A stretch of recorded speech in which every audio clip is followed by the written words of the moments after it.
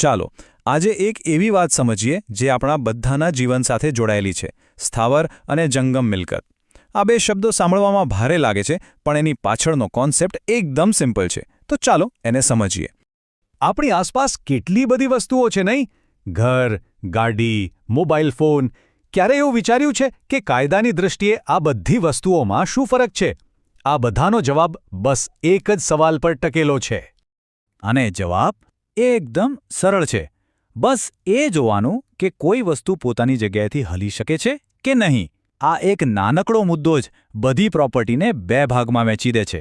અને કાયદાની દુનિયામાં આનો બહુ મોટો મતલબ છે. તો સૌથી પહેલા વાત કરીએ સ્થાવર મિલકતની. નામ પરથી જ ખબર પડી જાય, સ્થાવર એટલે કે જે સ્થિર છે, જે પોતાની જગ્યાએથી 1 ઇંચ પણ ખસતી નથી. તો સ્થાવર મિલકત એટલે શું?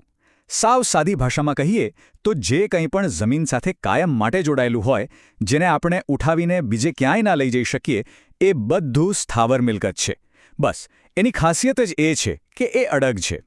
એના ઉદાહરણો જોઈએ તો જમીન, મકાન કે ઓફિસ એ તો બધાને ખબર જ છે. પણ એક મજાની વાત એ છે કે જ્યાં સુધી કોઈ ઝાડ જમીનમાં ઉગેલું છે ત્યાં સુધી એ પણ સ્થાવર મિલકત જ ગણાય. અને મોટી ફેક્ટરીઓમાં જમીન સાથે ફિક્સ કરેલી મશીનરી હોય ને, એ પણ આ જ કેટેગરીમાં આવે. સારું, તો સ્થિર વસ્તુઓની વાત તો થઈ ગઈ. હવે વાત કરીએ એ મિલકતની જે ગતિમાં રહે છે, એટલે કે જંગમ મિલકત. જંગમ મિલકત એટલે સ્થાવરથી બિલકુલ ઉલટું. આને ચાલતી ફરતી મિલકત પણ કહી શકાય. કોઈ પણ એવી વસ્તુ જેને સહેલાઈથી કોઈ નુકસાન વગર એક જગ્યાએથી બીજી જગ્યાએ લઈ જઈ શકાય, એ બધું જ જંગમ મિલકત છે. આના ઉદાહરણો તો રોજબરોજની જિંદગીમાં જોવા મળે છે.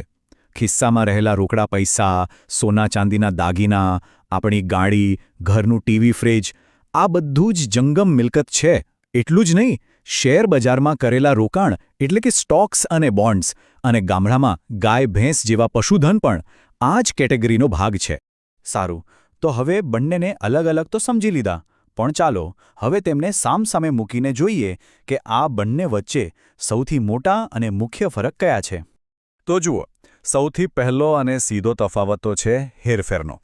એક સ્થિર છે, બીજી ગતિશીલ. પણ એનાથી પણ મોટો અને મહત્વનો ફરક છે રજિસ્ટ્રેશન એટલે કે નોંધણીનો.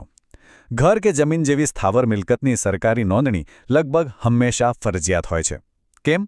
કારણ કે એની માલિકીનો સ્પષ્ટ સરકારી રેકોર્ડ હોવો જરૂરી છે. જ્યારે કે મોબાઈલ, સોનું કે ફર્નિચર માટે આવી કોઈ નોંધણીની જરૂર નથી પડતી. ટૂંકમાં કહીએ તો આખી વાતનો સાર આ બે શબ્દોમાં છે: સ્થિરતા અને નોંધણી. જો કોઈ વસ્તુ સ્થિર છે અને તેની સરકારી નોંધણી જરૂરી છે, તો સમજી લેવાનું કે એ સ્થાવર મિલકત છે. બસ આટલું યાદ રહે તો ક્યારેય ગૂંચવણ નહીં થાય. હવે કોઈને એવો સવાલ થાય કે આ બધી માથાકૂટ શા માટે? સ્થાવર હોય કે જંગમ, એનાથી શું ફરક પડે? પણ સાચું કહું તો આ માત્ર જાણકારી નથી. આ સમજ, પૈસા અને સંપત્તિના વ્યવહારમાં બહુ જ કામની છે. જરૂર એટલા માટે છે કારણ કે કાયદાની નજરમાં આ બંને વસ્તુઓ સાવ અલગ છે. મકાન વેચવા માટે જે કાયદાકીય પ્રક્રિયા કરવી પડે, એ ગાડી વેચવા કરતાં સાવ જુદી હોય છે. એટલું જ નહીં, બંને પર લાગતા ટેક્સ અને વારસાના નિયમો પણ અલગ અલગ હોય છે. એટલે આ તફાવતની સ્પષ્ટ સમજ હોવી ખૂબ જ જરૂરી છે. તો હવે જ્યારે આ સ્થાવર અને જંગમ મિલકતનો ભેદ સ્પષ્ટ થઈ ગયો છે, ત્યારે આપણી પોતાની સંપત્તિઓ વિશે વિચારવાની દૃષ્ટિ પણ થોડી બદલાઈ શકે છે, ખરું ને? આ જ્ઞાન ભવિષ્યમાં વધુ સ્માર્ટ નાણાકીય નિર્ણયો લેવામાં ચોક્કસપણે મદદ કરી શકે છે. આના પર વિચારવા જેવું, ખરું?